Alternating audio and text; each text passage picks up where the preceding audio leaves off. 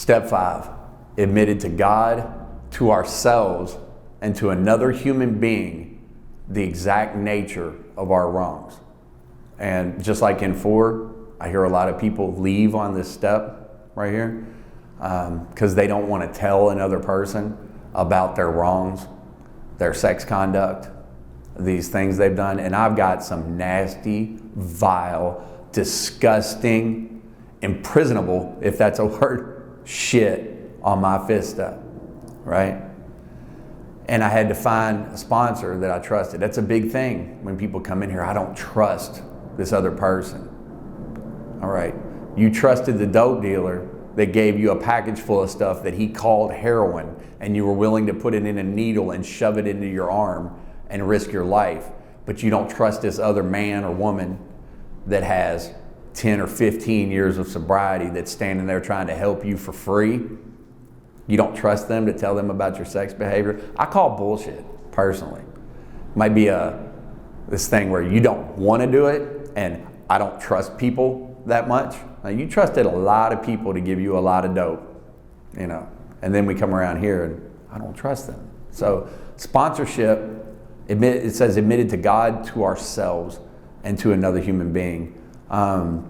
So I already told about how in the other video, step 1, about how I admitted it to myself, right? Stood there and looked myself in the mirror. It was very simple to admit it to yourself. Bro, something's wrong with you.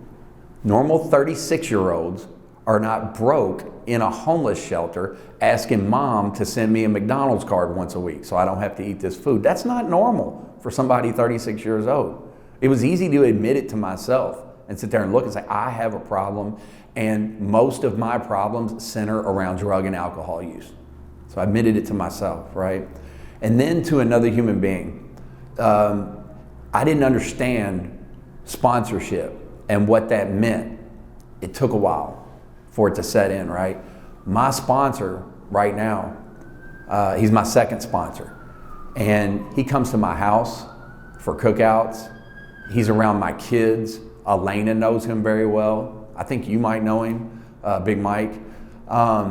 We have this friendship and this relationship where, okay, I can't take all of my drug and alcohol addict problems to my family, to non-fellowship members, people that don't understand, right? What do you get back when you do that, right? Why don't you just stop? Why don't you get a hobby? Just quit using. Don't drink. Okay, that's a lot of bad advice. Okay, it's sound advice, but there's no action behind it, right?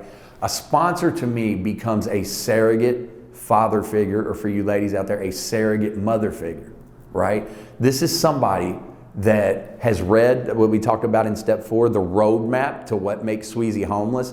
This person has read that roadmap and knows it very well. So when I start acting a certain kind of way, this person knows how to watch their angle of approach. They know how to talk to me, and they're a former drug addict or alcoholic themselves. They've lived it. And if I'm truly working this program where I've admitted that I'm powerless and that I came to believe that something greater than myself can restore me to sanity, and then I made a decision to turn my will over to it, and then did this inventory where I look at all the wrongs I'm doing, and I take all of that and I put the trust into that sponsor. And my sponsor answers my phone calls. He knows how to receive me when I'm livid and upset. At 7 years sober right now, not having a good morning, livid, cussing the whole world out in my head. Haven't even ran into a single person yet, but I'm cussing all of you all out. Haven't even left my house and made it to the coffee pot yet, right? I can call my sponsor, and he knows how to coach me through that. See, it really is a surrogate parenting relationship where they know how to receive you and calm you down. And furthermore, my sponsee, right? The first guy that ever asked me to sponsor him, Stan, I got to give him his 6-year token the other night. And I said this when I walked up there. I said, man, when you asked me to sponsor you, I said yes, but I didn't know what that meant.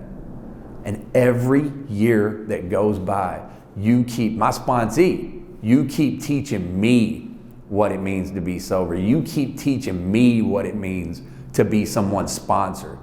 to be accountable to another person and help each other.